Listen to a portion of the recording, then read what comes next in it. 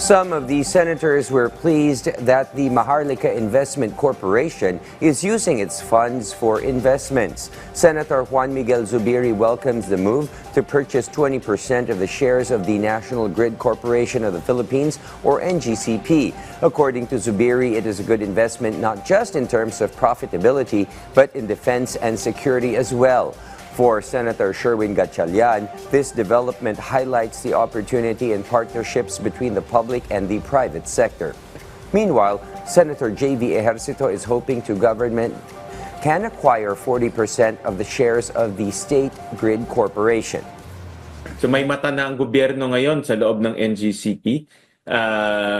Makikita na natin ngayon yung bitukan ng NGCP na hindi pinapakita before. Kung matatandaan nyo, yung last administration, away ng away yan eh.